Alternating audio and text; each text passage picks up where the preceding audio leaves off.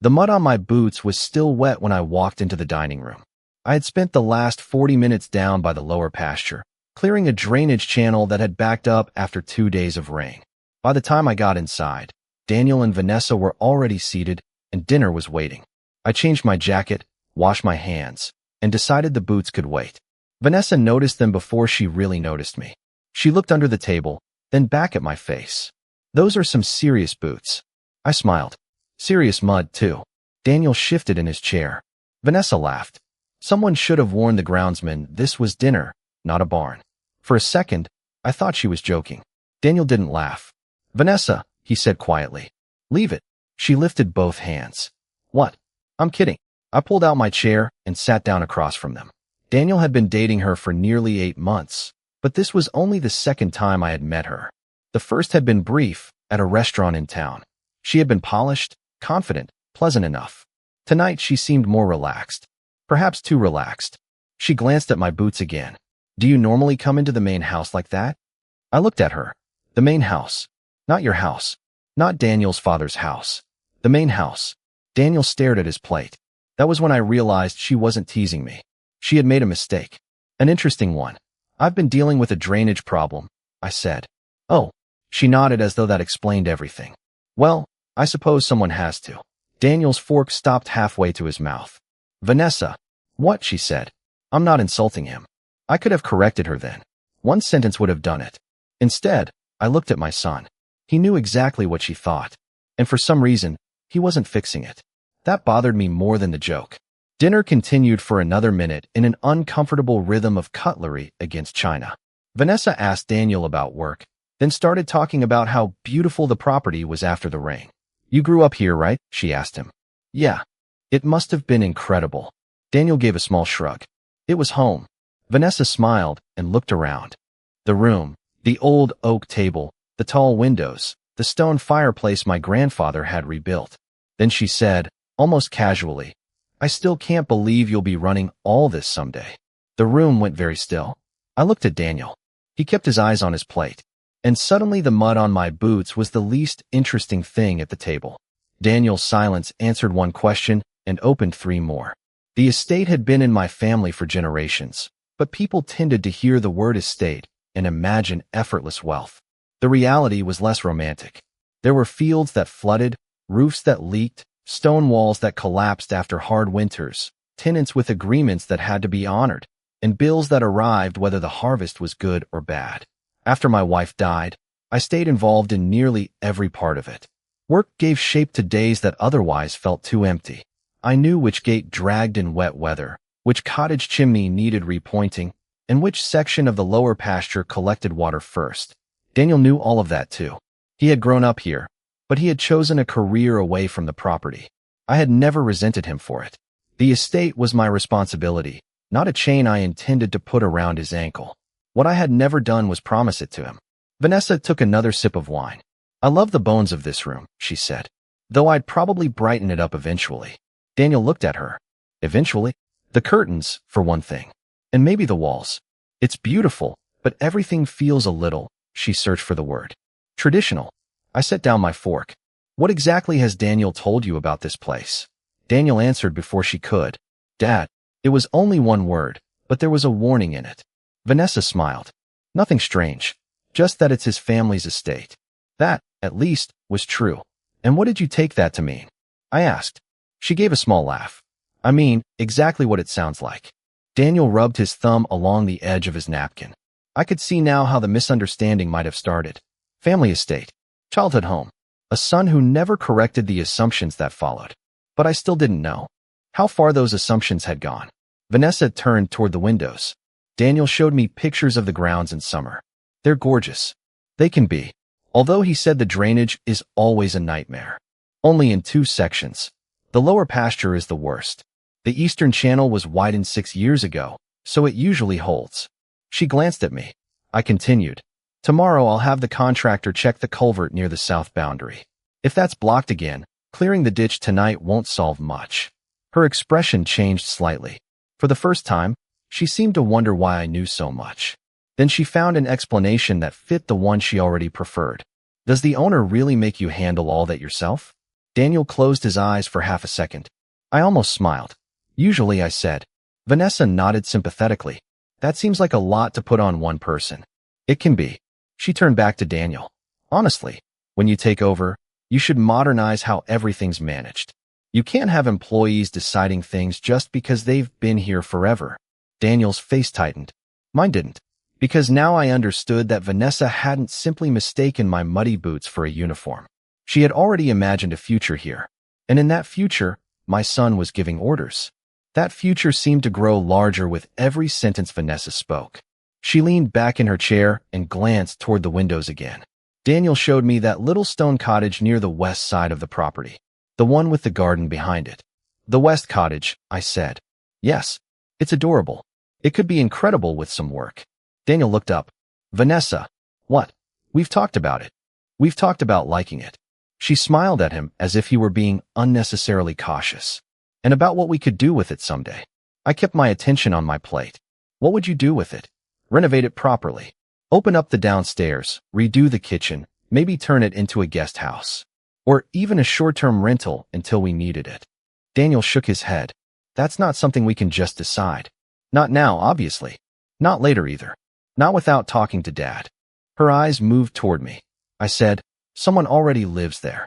Vanessa blinked. In the cottage? For quite a while. I thought Daniel said it was part of the estate. It is. Then couldn't the lease just be changed when ownership changes? There it was.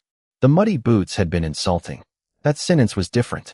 There was a real person living in that cottage, someone with an agreement and a home. Vanessa had reduced both to an inconvenience in a future she had apparently already planned. The tenancy isn't something you erase because you prefer another use for the building, I said. I didn't say erase. You said change it when ownership changes. She put down her glass. I was talking hypothetically. So am I. Daniel gave me a quick look. Vanessa's smile had disappeared. I kept my voice even. You may be making assumptions about this property that aren't yours to make. That was her second opportunity to stop. She could have asked what she had misunderstood. Instead, she glanced at my boots. I understand that change can feel threatening when someone has worked somewhere for decades. Daniel's chair creaked as he straightened. Vanessa, stop. She looked genuinely surprised by his tone. I'm trying to have a conversation. No, you're talking about people's homes and Dad's responsibilities like you've already been handed the keys. Her expression hardened. I'm talking about our future. I finally looked directly at her. If you're planning a future here, knowing who can actually make those decisions might be useful. For the first time that evening, uncertainty crossed her face. It lasted only a moment. Then she turned to Daniel. I don't understand why this is becoming such a big thing. You told me you grew up here. You told me this was your family's estate. It is my family's estate. Exactly. That doesn't mean what you seem to think it means. She frowned. Daniel had finally given her the edge of the truth, but he still hadn't pushed it all the way across the table. Vanessa looked from him to me, trying to fit the conversation back into the version she understood. Then she asked the question that made it impossible to pretend this was only about manners. Why is your father so involved in decisions that are eventually going to be yours? Daniel said nothing. Neither did I. This time, the silence belonged entirely to him. Daniel let the silence sit for a few seconds, then pushed his chair back. Dad, can I talk to you? I followed him into the adjoining pantry. He pulled the door mostly closed behind us, leaving Vanessa at the table. I didn't ask why she was rude. I asked the question that mattered. What does she think you own? Daniel stared at the floor. Nothing. I mean, not exactly. That wasn't my question. He rubbed a hand over his face. She knows it's the family estate. And she thinks I'll inherit it. Why? I never told her I owned it. That's still not an answer. His jaw tightened. It happened gradually. I showed her pictures. I talked about growing up here. She asked what would happen someday, and I said I didn't know. But you knew what she assumed. He nodded. Did you correct her? No, there was more shame than defiance in the word. Why not? Daniel leaned against the counter. Her friends are all successful. Her family cares about that stuff. Where people live, what they own, who they know. At first I thought it didn't matter. Then I realized she thought I had more than I do. And you like that. He looked at me. I liked not having to explain myself. I understood the feeling. I didn't respect the choice. You let her build a future around something that belongs to someone else. His expression hardened. You always say everything like you're drawing a boundary. Because there is one. I don't control everything, Daniel. I own what is mine. That landed. For a moment, neither of us spoke. Then I said, go back in there and correct this. He nodded. When we returned, Vanessa was standing beside her chair. She looked at Daniel first. I'm sorry. I waited. She continued. I shouldn't have embarrassed you in front of staff. Daniel stopped walking. No, Vanessa frowned. No what? You still don't understand. I just apologized. To the wrong person, for the wrong thing. Her face flushed. Daniel, I was trying to be nice. You've misunderstood everything. Tonight. She folded her arms. Because I made a joke about muddy boots? No. Because you keep making assumptions about this place. She looked at me, then back at him. I'm talking about our future. Daniel drew a breath, but Vanessa spoke before he could continue. You're the one who showed me the West Cottage. His face changed. You said it could be ours one day. I turned toward him. Daniel looked at me, and I knew immediately that this part wasn't something Vanessa had invented. Daniel. He swallowed. I said I hoped it could be. Vanessa gave a short, incredulous laugh. That is not how you said it. He didn't answer. The argument had changed again. Vanessa had made assumptions, yes. But my son had given some of those assumptions somewhere to grow. And now the little stone cottage on the west side of the estate was sitting between the three of us like a promise I had never made. Daniel followed me back toward the pantry before I even had to ask. This time I left the door partly open. What exactly did you tell her about the cottage? He exhaled. A few months ago we were talking about where we might live if things got serious. I showed her the cottage and said maybe, someday, you'd let me fix it up. Maybe, yes. And after that, he hesitated. She started talking about renovations. Then she showed pictures to some friends. She called it our future place. And you corrected her? His silence answered me. I looked past him toward the dining room. Wanting the cottage didn't offend me. Daniel had loved that building as a boy. What hurt was discovering that somewhere between hoping and talking, my son had allowed a possibility to become a promise. The cottage isn't sitting empty waiting for you, I said. I know. Do you? His eyes lifted. There's a tenant living there under an existing agreement. The access lane is shared. The water line crosses another section of the property. The roof will need work before anyone starts knocking out walls, and none of that becomes simple because somebody has a photograph of a nicer kitchen. I know, Dad. No. You know now because I'm saying it. Vanessa thinks ownership changes and someone gets handed a set of keys. A movement at the doorway made us turn. Vanessa stood there. I can't hear you. Daniel stepped toward her. Then hear the whole thing. She looked at me. Why are you making this sound like Daniel asked for something outrageous? He didn't. Then what is the problem? The problem is treating someone else's home like an available renovation project. Her face tightened. You're twisting what I said. I'm repeating what you planned. She looked at Daniel. Do you see this? Every time we talk about your future, he turns it into some kind of permission test. Daniel shook his head. That's not what's happening, isn't it? You grew up here. You care about this place. But somehow you're supposed to act like wanting any part of it makes you greedy. That hit something in him. I saw it before he spoke.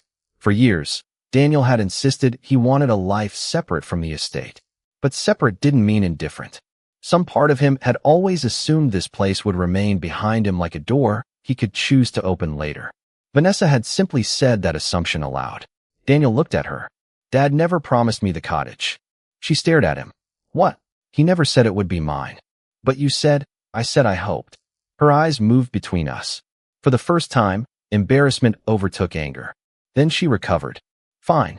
Maybe I misunderstood the cottage. But eventually this is yours. Daniel didn't answer. Vanessa gave a small shake of her head, as if the conclusion were too obvious to debate. You're his son. I watched Daniel struggle with the same sentence he should have corrected months ago.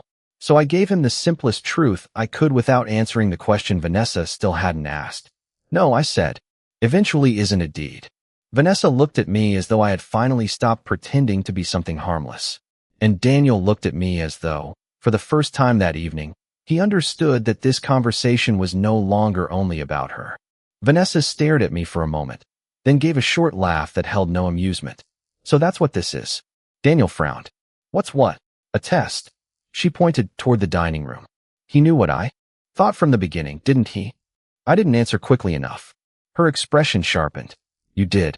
I understood after you asked whether I normally came into the main house wearing muddy boots. And you just let me keep talking. Yes. Daniel looked at me. Dad, I could have corrected her immediately. You should have. There was no point pretending otherwise. Maybe I should have. But when you knew exactly what she believed and said nothing, I wanted to understand why. Vanessa folded her arms. So you sat there letting me embarrass myself. I listened while you explained what you believed. That's the same thing. No. But I understand why it feels that way. Daniel paced a few steps toward the dining room, then turned back. You could have just told her. So could you. His face tightened. Vanessa stepped closer to him. This is what I mean.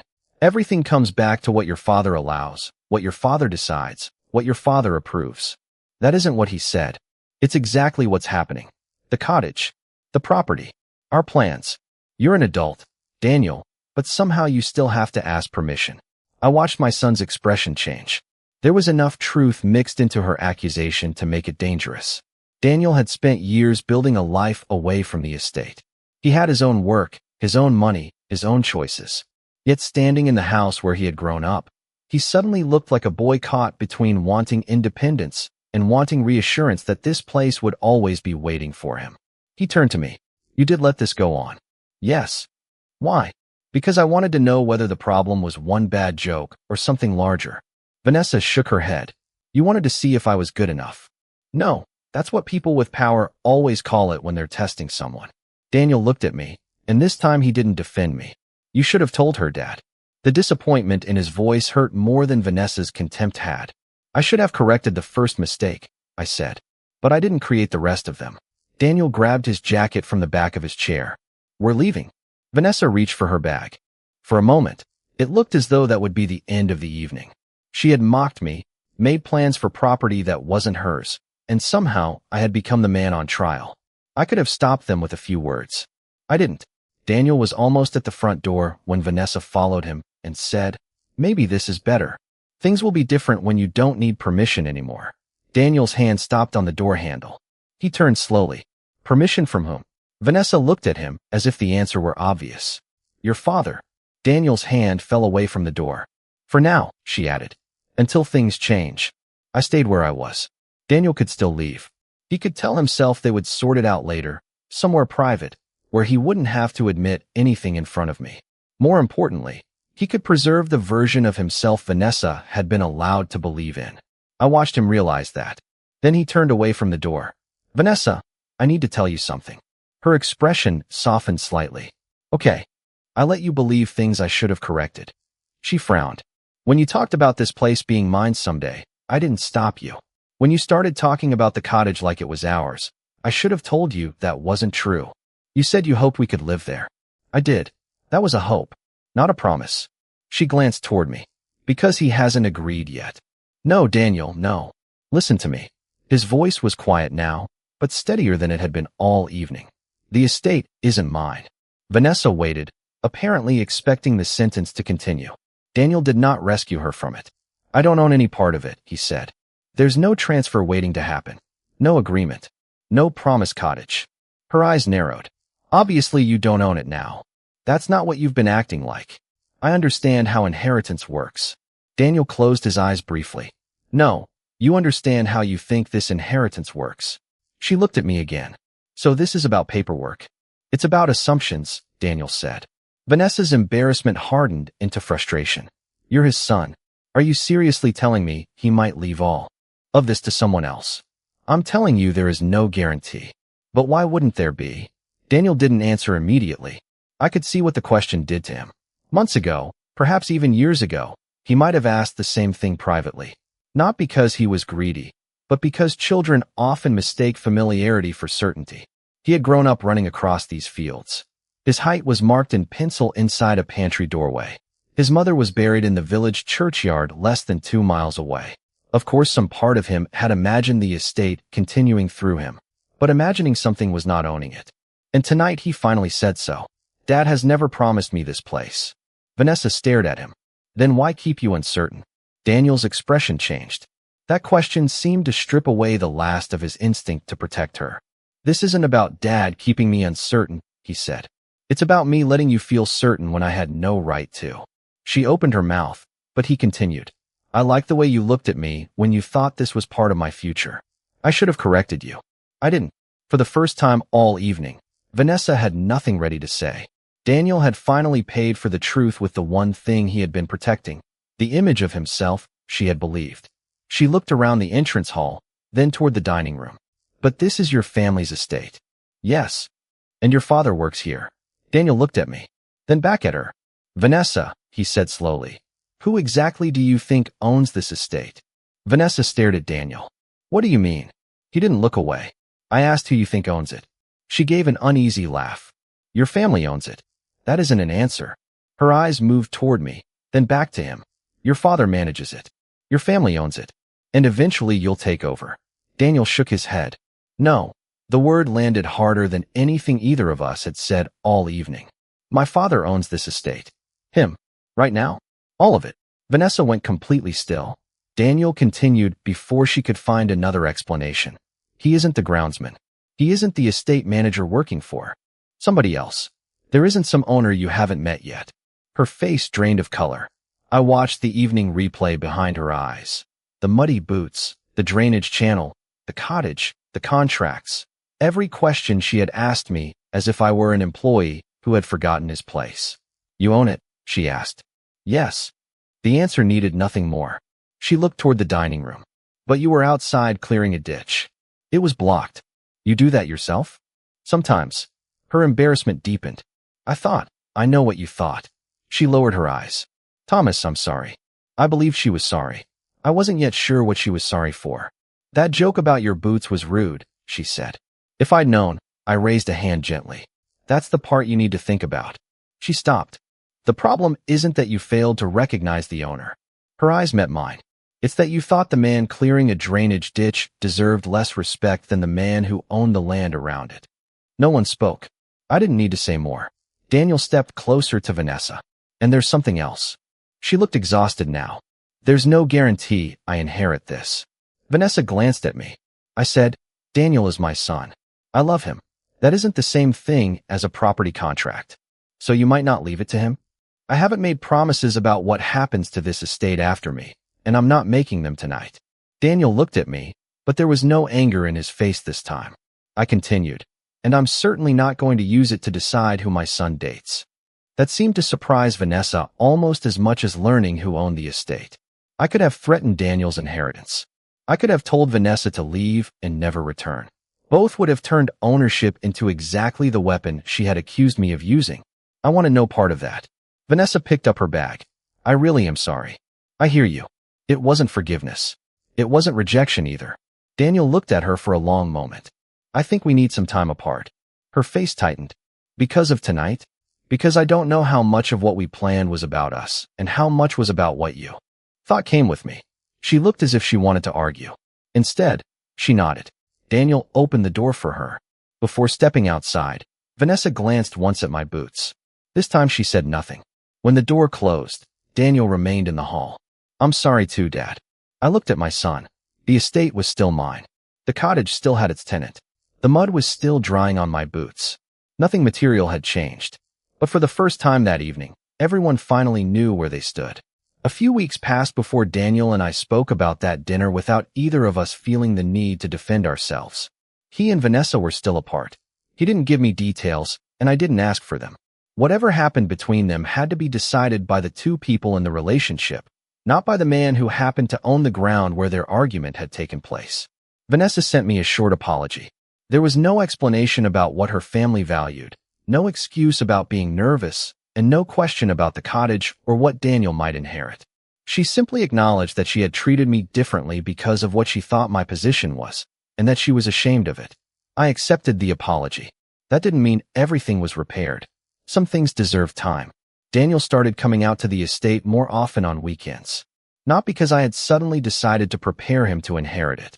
We still hadn't had that conversation, and I wasn't interested in turning one ugly dinner into a succession plan. He came because, as he finally admitted, he knew embarrassingly little about the place he had spent years imagining would always be there for him. One Saturday, we checked fencing together. Another weekend, he followed me through the west side while I explained why access agreements mattered and why a cottage could belong to an estate without being available for whatever the owner wanted tomorrow morning. He listened differently now. So did I. Eventually, standing beside the equipment shed, Daniel said, I made myself sound richer than I was. I looked at him. Not directly, he added. That's what made it easy to justify.